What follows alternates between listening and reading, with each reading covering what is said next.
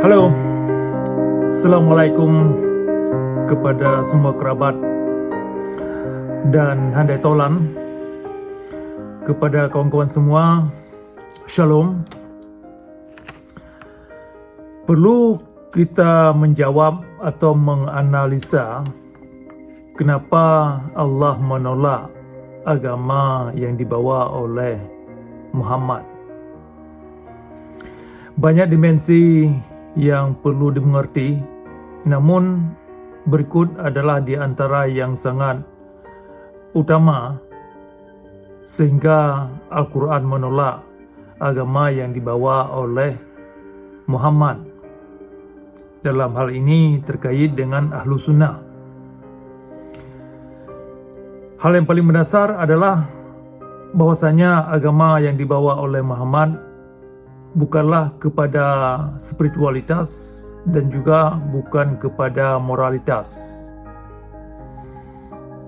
Nah, agama yang dibawa oleh Muhammad hanya saja kepada ideologi, kepada untuk meruntuhkan agama lain, memerangi agama lain, dan untuk memperbudak manusia-manusia kepada pembodohan, kepada kezaliman dalam beragama. Itu intinya agama Islam di bawah payung syariat Islam. Nah, di dalam agama Islam, di bawah payung syariat Islam, yang dinamakan hukum Tuhan atau hukum Islam, sangat bertentangan dengan kodrat-kodrat alam atau prinsip-prinsip alam. Baik itu secara ritualitas, unsur-unsur ritualitas, baik itu sembahyang, baik itu naik haji, baik itu syahadatain, baik itu perkara-perkara sembahyang mayat, dan ganjaran-ganjaran yang dijanjikan terhadap manusia yang tidak taat kepada agama, atau ganjaran-ganjaran atau fahla yang dijanjikan kepada manusia yang melakukan ritualitas atau yang menyerah diri kepada agama Islam. Nah, semua janji itu ternyata palsu. Di antaranya dalam Islam itu dijanjikan bahwasanya manusia yang beragama Islam tidak menyembah berhala. Ternyata yang disembah adalah berhala Ka'bah bersamaan dengan berhala Hajarul Aswad atau batu hitam Hajarul Aswad. Nah, inilah ternyata yang disembah. Nah, jadi kalau penyembahan terhadap benda-benda dan mempersekutukan Tuhan itu dianggap syirik, maka berhala Ka'bah sebagai kiblat adalah satu perbuatan yang sungguh syirik. Nah, ternyata dalam Islam janji kepada manusia agar tidak menyembah berhala Ka'bah atau berhala apa saja, ternyata dalam agama Islam yang diwajibkan adalah harus tunduk untuk menyembah berhala Ka'bah bersamaan dengan batu Hajarul Aswad sebagai kiblat. Alasannya kiblat. Apapun alasannya, secara perwujudan itulah yang dilakukan manusia. Yang kedua, bahwasanya Islam itu menjanjikan kepada orang baik-baik. Ternyata yang kita lihat pada kenyataannya, Islam tidak membawa orang kepada moralitas dan juga tidak kepada spiritualitas dan tidak kepada akhlak-akhlak yang baik atau aswatun hasanah. Semakin manusia yang beragama Islam tenggelam dalam syariat Islam, maka semakin jahat mereka jadinya. Ini sudah termasuk kaum biasa-biasa hingga para kaum ulama, tokoh-tokoh agama yang mengklaim dirinya ahli kitab, ya kan? Ya, termasuk mereka. Nah, ini persoalannya. Jadi dua janji ini ternyata diingkari oleh agama Islam. Jadi manusia umat Islam tertipu. Nah, mereka tidak sadar. Tetapi yang jelas, hasil taubat yang dilakukan sepanjang tahun, baik itu secara sembahyang, baik itu secara puasa, baik itu secara umrah dan naik haji dan lain-lain, ternyata hasil taubat mereka tidak bisa difaktualkan dalam alam. Ternyata hasil ritualitas dan nasib syurga yang dicari umat tidak jelas duduk perkaranya bagaimana. Nah, ini hal yang sangat mendasar kenapa agama Islam ditolak oleh Al-Quran, karena di dalamnya mengandung ajaran-ajaran kebencian dan ajaran-ajaran pembodohan dan penipuan. Nah, banyak dimensi lain yang bisa kita kupas yang terkait dengan ini. Perlu Anda ketahui bahwasanya dalam Al-Quran tidak ada sunnah Muhammad atau sunnah Nabi Muhammad. Yang ada hanyalah sunnatullah. Nah, jadi sunnah Muhammad itu pun bukan ditulis oleh sesosok yang dimaksud. Ternyata ditulis oleh sekelompok orang lain atas nama sesosok. Nah, dan penulis-penulis ini, diantaranya Al-Bukhari, Imam Al-Bukhari, dan Imam Muslim, Abu Dawud, dan lain-lain, ya, semua mereka ini adalah sekelompok perawi hadis atau penulis hadis yang menulis atas nama orang lain. Nah, jadi banyak hal yang sangat rancu di dalam hadis itu ternyata tidak menjelaskan Al-Quran. Ternyata hanya menunjukkan Nabi yang diklaim dalam agama Islam adalah fiksi, atau sesosok yang dimaksud tidaklah ternyata ada dalam realitas alam, tetapi hanya berdasarkan keyakinan yang buta saja, tidak lebih dari itu. Nah, kalau Nabi itu sendiri fiksi dan Nabi yang dimaksud gagal paham apa yang dituangkan Al-Quran, maka Nabi tersebut tidak bisa diandalkan sebagai sesosok yang menjelaskan Al-Quran. Apalagi sesosok ini mengancam manusia lain yang tidak sependapat dengan dia tentang apa yang dikandung oleh Sang Pencipta atau yang hendak disampaikan oleh Sang Pencipta kepada manusia. Jadi kabar-kabar yang disampaikan oleh Sang Pencipta itu harus mencerminkan kondisi yang ada dalam alam, sehingga kita tahu duduk perkara suatu permasalahan. Kalau sebuah klaim yang diterangkan oleh Nabi atas nama Tuhan ternyata tidak mendasar dan tidak mencerminkan apa yang kita dapat dalam alam, maka kabar Nabi tersebut tidak bisa dipegang sebagai pegangan kebenaran. Artinya Nabi tersebut bukanlah sebagai rasul atau sebagai pembawa pesan yang mengandung butir-butir kebenaran. Nah, jadi dalam hal ini banyak masalah di dalam sunnah Muhammad. Nah, yang pertama tadi sudah ditulis oleh sekelompok orang atas nama dirinya, dan tidak satu pun dalam sunnah-sunnah yang kita dapat dirawikan atau disampaikan langsung oleh sesosok yang dimaksud, dalam hal ini Nabi Muhammad, tetapi ditulis oleh sekelompok orang ratusan tahun berikutnya. Nah, jadi ini sangat bermasalah. Nah, jadi di dalam dimensi lain, tadi saya mengatakan bahwasanya syariat Islam itu adalah bagian daripada pembodohan dan juga kekerasan dalam beragama. Kalau Nabi Muhammad menyampaikan sunnahnya sebagai syariat Islam atau hukum Islam atas nama Tuhan, nah ternyata prinsip-prinsip yang kita dapat dalam syariat Islam bertentangan dengan prinsip alam.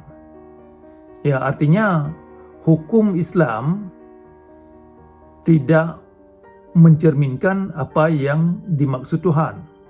Dalam hal ini, syariat Islam bertentangan dengan prinsip-prinsip alam atau hukum-hukum sang pencipta alam itu sendiri. Nah, makanya kalau Anda ngotot untuk menegakkan syariat Islam atas berdasarkan keyakinan, maka yang Anda tegakkan sesungguhnya adalah tindakan-tindakan kezaliman Nabi Muhammad yang Anda yakini. Okey. Jadi antara tindakan Anda atau tindakan ulama dalam menegakkan syariat Islam, yaitu tindakan-tindakan sadis, yaitu tindakan-tindakan yang tidak manusiawi, yaitu tindakan-tindakan yang tidak mencerminkan nilai-nilai sosial dan norma-norma kemanusiaan atau nilai-nilai yang universal. Dalam artinya yang ditegakkan oleh kaum ulama dan umat dalam syariat Islam, maka yang sesungguhnya mereka tegakkan adalah tindakan-tindakan Nabi Muhammad yang zalim, tindakan-tindakan Nabi Muhammad yang tidak manusiawi, tindakan-tindakan Nabi Muhammad yang tidak mengindahkan suara hati nurani kita ini sebagai manusia. Nah, jadi antara perlakuan kesadisan dan kezaliman kaum ulama dalam syariat Islam dengan tindakan Nabi Muhammad yang zalim dalam menegakkan agama Islam adalah dua dimensi yang tidak bisa dipisahkan. Karena kedua ini sangat terkait. Antara ajaran yang diajarkan oleh Nabi Muhammad yang diyakini oleh ulama dan tindakan yang diambil oleh ulama atas nama Nabi yang mereka yakinkan, maka dua dimensi ini sangat terkait dan tidak bisa dipisahkan. Oleh karenanya, ulama ini perlu kita gugat tentang keberadaan mereka sebenarnya apa sih ulama itu. Yang jelas, ulama itu bukanlah sekelompok orang atau bukanlah golongan-golongan yang mengandung ilmu-ilmu pasti. Tetapi yang mereka wariskan adalah ilmu-ilmu dongeng dan ilmu-ilmu dogma buta dan ilmu-ilmu yang memang sangat menjerumuskan diri mereka sendiri dan juga orang banyak. Jadi kalau ulama ini mengklaim dirinya sebagai pewaris Nabi atau warasatul anbiya, maka yang sesungguhnya mereka wariskan adalah perlakuan-perlakuan Nabi Muhammad yang zalim dalam beragama demi tegaknya syariat Islam. Dalam hal ini, kalau ulama agama Islam bertegas untuk menegakkan syariat Islam sebagai sehingga agama ini kafah dan menyeluruh dan sempurna, maka yang mereka maksud adalah agama Islam itu tidak sempurna tanpa adanya kezaliman dalam beragama, tanpa adanya pembodohan dalam beragama, tanpa adanya perbudakan dalam beragama, tanpa adanya transgresi dalam beragama. Itu yang mereka maksud. Nah, ketika mereka tiba pada kondisi yang demikian, maka agama yang mereka tegakkan adalah tidak lain daripada agama mafia. Nah, kenapa saya kaitkan dengan tindakan ulama yang demikian adalah agama mafia? Ya memang kenyataannya demikian. Cara-cara mafia, cara-cara geng dalam beragama. Kemudian, di antara ayat yang perlu saya sebut dalam persoalan ini adalah ayat 134 dan ayat 141 dari surah Al-Baqarah. Kenapa saya ingin menyebutkan dua ayat ini? Untuk bisa dipikirkan bahwasanya yang intinya di situ kita manusia ini hanya bertanggung jawab terhadap diri kita sendiri pada saat ini. Nah, kalau Nabi Muhammad mengajak kita untuk mempertanggungjawabkan apa yang dia lakukan, yang dia sendiri kita tidak mengerti, Dan kalau agama Islam diajak kita manusia untuk mempertanggungjawabkan apa yang disunahkan oleh Nabi melalui kitab-kitab hadis, melalui kaum ulama, melalui para mazhab, melalui para tokoh-tokoh Islam yang lahir ratusan tahun yang lalu, yang tidak ada sangkut pautnya dengan kita. Nah, inilah persoalannya yang membuat manusia dalam Islam ini tidak bertanggung jawab terhadap tindakan mereka sendiri. Jadi ayat 141 dan ayat 134 dari surah Al-Baqarah, yang intinya di situ kita secara natural, kita hanya bisa mempertanggungjawabkan tindakan diri kita pribadi masing-masing, baik atau buruk, pada saat semasa kita masih hidup. Nah, makanya dari buahnya itu kamu akan mengenal siapa mereka. Nah, untuk mengerti tentang konsep ini, maka itu hanya ada selagi kita hidup. Nah, jadi kualitas manusia ini hanya bisa diukur ketika dianya ini bisa mengekspresikan, mewujudkan tindakannya dalam realitas alam itu bagaimana. Nah, jadi apapun ajaran yang ditanamkan di dalam kepala atau hati, itu akhirnya akan keluar dan tidak bisa disembunyikan. Dari ide atau dari mindset, itu akan menjadi satu pemikiran dan akan mengarah kepada tindakan. Tindakan ini kalau menjadi kebiasaan, ujungnya menjadi karakter. Karakter ini membentuk jiwa manusia. Nah, jadi buahnya ini, kualitas manusia itu, baik atau buruk, terbentuk dari inspirasi atau ide atau mindsetnya. Makanya saya sarankan perlu dipikirkan kembali, penting sekali untuk dipikirkan bahwasanya kualitas mindset ini penting. Kalau kita ingin menuju kepada kehidupan yang produktif, yang kreatif, yang bermanfaat kepada diri kita sendiri dan kepada masyarakat, kepada negara dan kepada dunia. Tanpa kualitas pola pikir yang jernih, yang suci, yang terarah, maka ide itu tidak akan sampai ke sana. Apalagi kalau terbentur dan terbalut dengan dogma-dogma dan ilmu-ilmu hitam yang ada di dalam agama Islam, yang menjanjikan kita ini hasil daripada apa yang kita lakukan itu hanya akan ada setelah kita mati. Nah, inilah ide-ide yang sangat menjerumuskan, saya kira, yang sangat membodohkan dan tidak lain dari sebuah penipuan belaka. Nah, jadi itu di antara dimensi-dimensi kenapa Al-Quran menolak agama Nabi Muhammad. Dan akan bisa kita kupaskan lebih mendalam lagi pada episode mendatang. Kenapa Al-Quran ini, kalau dipandang sebagai aspirasi yang menerangkan tentang kondisi alam, maka yang diterangkan di dalam agama Islam ternyata sangat terbalik. Sangat terbalik, sehingga impian yang diharapkan oleh umat untuk menciptakan agama yang rahmatan lil alamin pun tidak bisa diwujudkan. Ya, alasannya ya karena prinsip-prinsip yang ada di dalam agama Islam dengan prinsip-prinsip yang ada dalam ranah alam bertolak belakang, berbentrok antara dua dimensi ini. Jadi sekali lagi, Al-Quran menolak konsep-konsep yang dibawa oleh Nabi Muhammad, termasuk dalam hal ini ya keseluruhan di dalam agama itu sendiri, yaitu mengenai keyakinan atau akidah atau tauhid.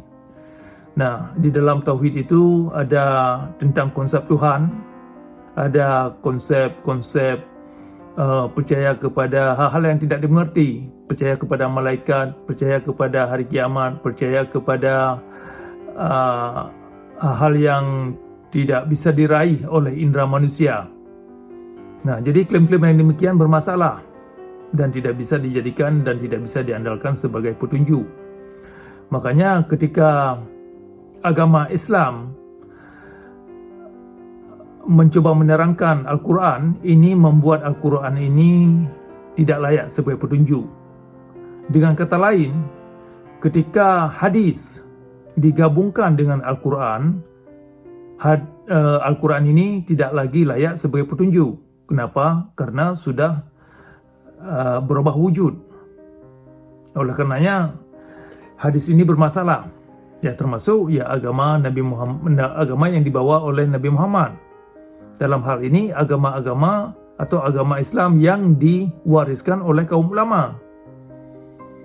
Nah, jadi perlu diperhatikan ini anda-anda yang muda-muda, perkataan dan pernyataan kaum ulama ini perlu kita kaji kembali, perlu